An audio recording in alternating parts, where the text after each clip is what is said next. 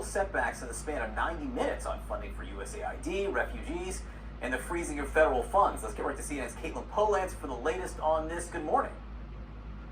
Good morning, John. The judges are looking at these lawsuits and saying, yeah, maybe the Trump administration can't just shut off federal funding however it wants, in very quick order, turn that money back on. So the three examples we got yesterday, orders from judges, one in Seattle, two in federal court in Washington.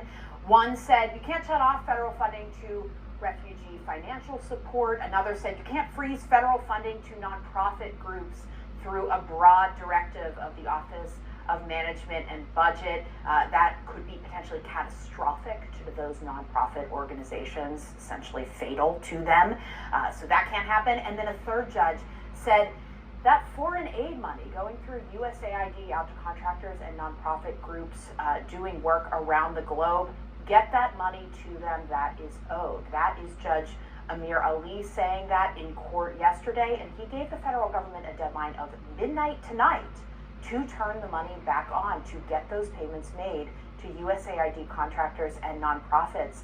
But John, the federal government then came back in court late last night in a filing and told the judge, it's not that easy. We shut off the money and it's going to take us weeks to get it out to those contractors and nonprofits working in foreign aid. Peter Marocco, the USAID top manager right now, wrote to the court, restarting funding related to terminated or suspended agreements is not as simple as turning on a switch or faucet. So they want more time.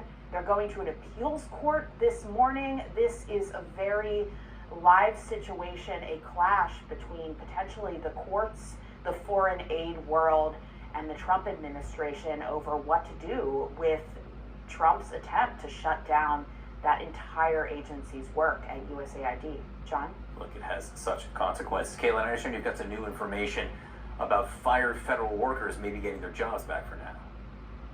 Yeah, John, another live ball in court overnight.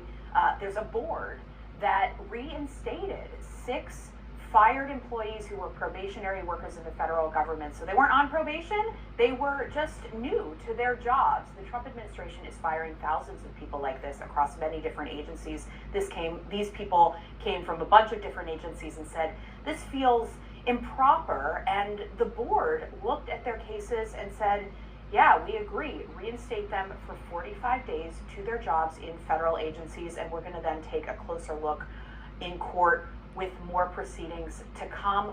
One of those people who lost their jobs among these federal probationary workers who've been fired, John, it was a disabled veteran who on the same day he lost his job was told by his supervisor that his work was going above and beyond. So that's why the board thinks that there may be a problem here, because you are not supposed to be able to fire federal workers without cause.